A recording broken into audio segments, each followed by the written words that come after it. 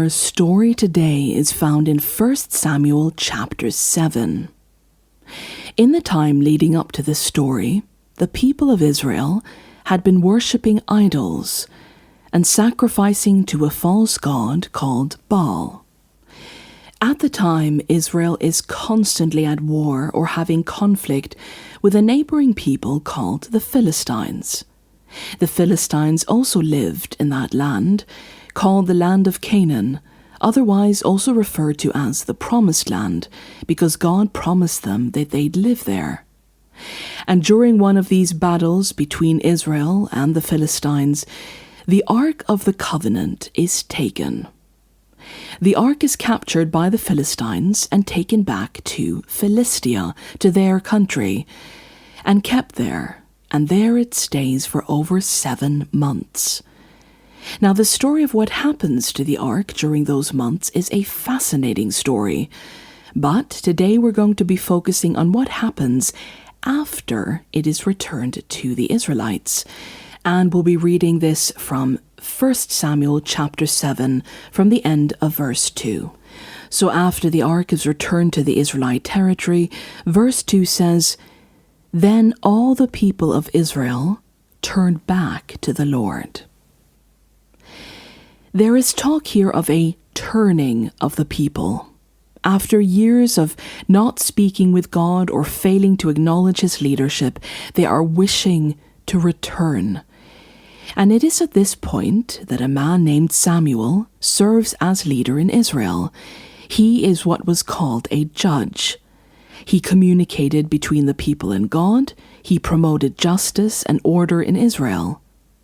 And so as the people are turning back to God, it says, "So Samuel said to the Israelites, 'If you are returning to the Lord with all your hearts, then rid yourselves of the foreign gods and the Ashtoreths, and commit yourselves to the Lord and serve him only, and he will deliver you out of the hand of the Philistines.' So the Israelites put away their Baals and Ashtoreths and served the Lord only." So we might read these words Baals and Ashtoreths in the Old Testament a lot, but what on earth are they? Well, they are idols, yes, but there's more to it than that. So as we mentioned, Israel lives in the land of Canaan. But other people groups live in the surrounding countries around them too. And as we've already established, one of these people groups, called the Philistines, were one of the Israelites' most bitter enemies. The Philistines constantly attacked and killed Israelites. The Israelites attacked back. The Philistines did not serve the God of Israel. They had their own deities. And of the several they had, there were 2 main ones, the most powerful, the top gods, the male god, Baal, and the female goddess, Asherah. The Philistines believed that Baal was the god of life. He was the main and powerful god, and Baal's statues or images depicting him holding a thunderbolt, because the Philistines believed that Baal's weapon was thunder, so he holds a thunderbolt in his hand, a bit like a sword. And the goddess which the Philistines worshipped was called Asherah. Now Asherah was the mother goddess. She was the goddess of fertility. And people would set up something called Asherah poles. These were commonly wooden poles where the goddess's image was carved into them. These wooden poles would be stuck in the ground as an honor to Asherah, to promote fertility, because people hoped it would make things go well for them in their lives. So Baal and Asherah were like the father god and the mother god of the Philistines. But hold on. Throughout biblical stories, the Israelites are recorded as constantly worshipping the idols Baal and Asherah. They are constantly going back to these idols. What on earth are the Israelites doing with the gods of their enemies? By putting their hope in that the Philistines' gods would save them and make their lives better was a bit like the Israelites betting against themselves. It's like me hoping my own garden grows beautiful and green by going and watering only my neighbor's garden. At first, it seems mind-numbingly dumb, and we may ask, why on earth would the Israelites bow down to the gods of their enemies, give gifts to the gods of their enemies, invest in them, sacrifice to them, waste time on them? But I think this sort of behavior is perhaps not as far removed from our own lives as we might think. Because if we are to honestly look at our own lives, we sure invest a lot in things that can't help us. In fact, we invest a lot in things that hurt us. We do it all the time. We recognize the harm the fashion world has had on our views of women's bodies, and the unhealthy beauty standards and self-hatred which has resulted from them. And yet, we invest our time in reading the magazines, in buying the clothes, in keeping up with the trends, and trying to please those standards, and judge others for not doing the same. We recognize other harmful things to us, the loneliness created by expectations to look happy and successful on social media, eating food that is junk, investing in toxic relationships. And how many times have we heard the truth, money doesn't buy happiness, but still many of us buy into the idea that we have to hustle in order to be rich and to be happy. I'm not for one moment trying to claim that all of these things are automatically idols in any of our lives, but they can be. We take the empty promises that the things from our society claim will help us, save us, make us happy, make us successful, make us winners. And we invest our time, our energy, our children, our talents, our work into these empty things. We, in essence, are constantly betting against ourselves and constantly struggle with investing in things that actually harm us. And suddenly the absurdity of Israel worshipping the gods of their enemies doesn't seem too far removed from our own struggles. But let's return to the story, because there's real movement here in Israel. After years of darkness, of sacrificing their children to Baal, of praying to statues of rock and metal and wood, they are turning to the living God. So what happens when they do? Well, as the people begin to want to see God, Samuel challenges them to follow up this desire with action. He says, put away those things that cannot help you, that will never be able to help you or save you or hear your prayers. And they do. They put aside the empty things, their Baal idols, their Asherah poles, but it doesn't stop there. Samuel then says, let's together as a community reconnect with God. In verse 5 he says, assemble all Israel at Mizpah, and I will intercede with the Lord for you.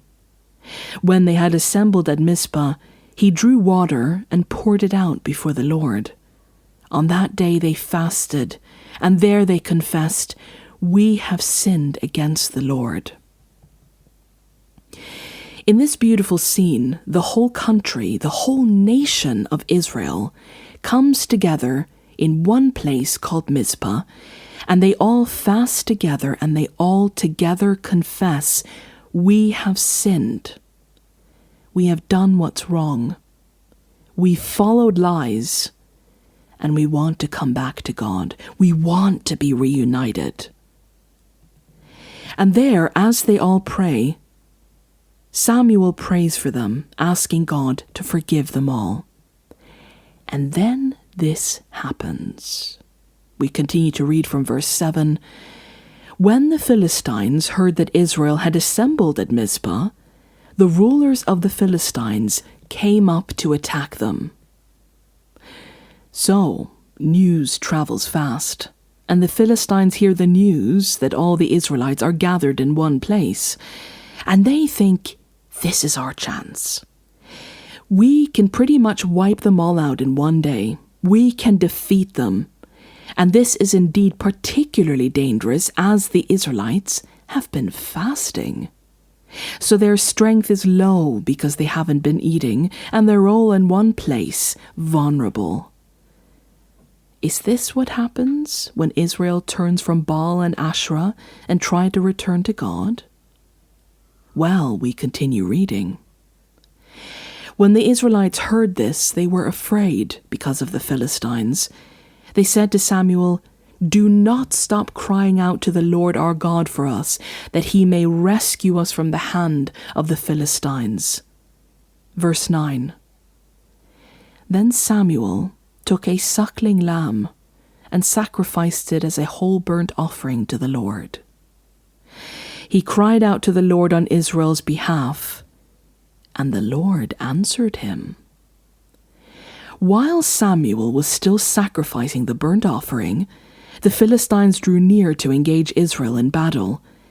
But that day, the Lord thundered with such loud thunder against the Philistines that it threw them into such a panic that they were defeated in front of the Israelites. So the Israelites are trying to ask for the help of their God.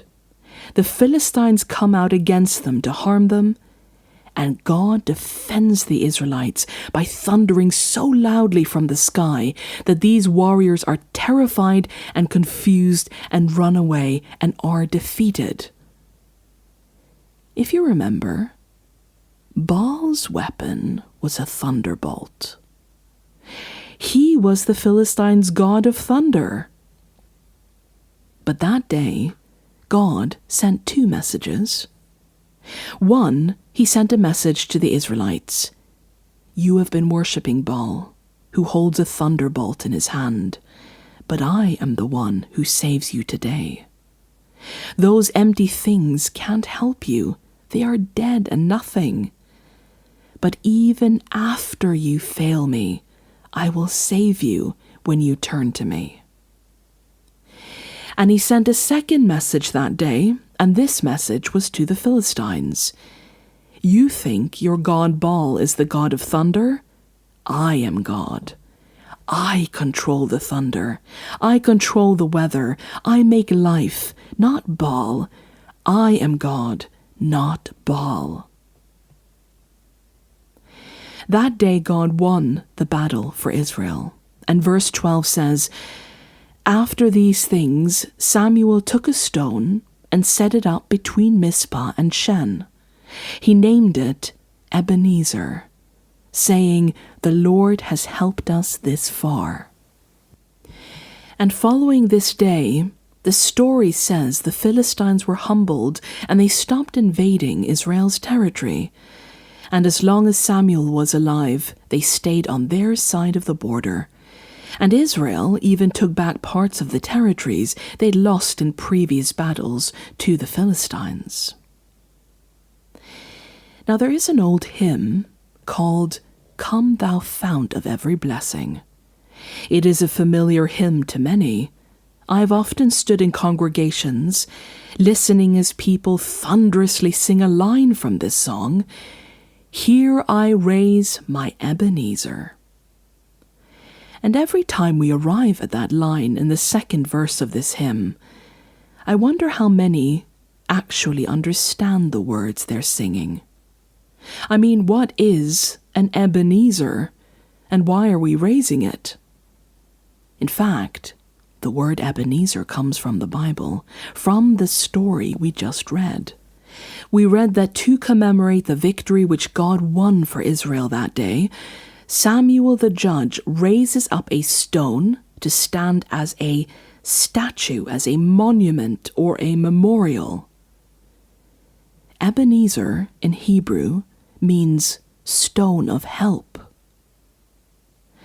And after Samuel has raised that stone, anyone who passes it in Israel will remember. They'll have a physical reminder of how God has helped and fought for them.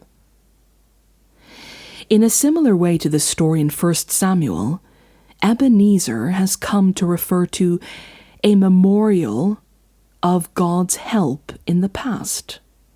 Sometimes such reminders can be powerful and comforting, because when we recall how God has acted in the past, we may find some confidence in that He will act again on our behalf in the present and in the future. And this is why the line in the hymn goes, "Here I raise my Ebenezer, hither by thy help I've come," which simply means, here I raise my stone of help, my reminder of what you've done. Hither by thy help I've come. I've come this far by your help, God. I don't know if anyone else here today feels worried about their future. Maybe things are unclear right now. Maybe things are going very, very wrong. Maybe your week or your month or your year has been filled with failure and you're afraid of failing again. I'd like to invite you, if you believe it's right, to try to distance yourself from those empty things around you which promise help but are no more capable of helping you than a dead piece of wood. And instead to look to your Ebenezers and the Ebenezers in other people's stories, like the one here in 1 Samuel. To remember how God has helped in the past, how alive He is, and that these memorials, these Ebenezers, may serve for us a reminder of what He did and what He will and can do again. If you're a tactile or visual person, you may benefit from some more tangible reminders than just a mental note. And there's many ways that you can do this. You can write a song about an Ebenezer that stands in your life. You can record it in a diary so you can read it later. You can physically place a stone or something else in your back garden as a symbolic reminder every time you're out there weeding, every time you go outside. It gives you this visual reminder of something which God has done for you. Each time you pass those things, you are reminded of a specific way that God has helped you or someone else. Let us ask for help and life from the only living God. And even when things get hard in difficult times, we may be able to say, as Samuel did, "The Lord has helped us this far."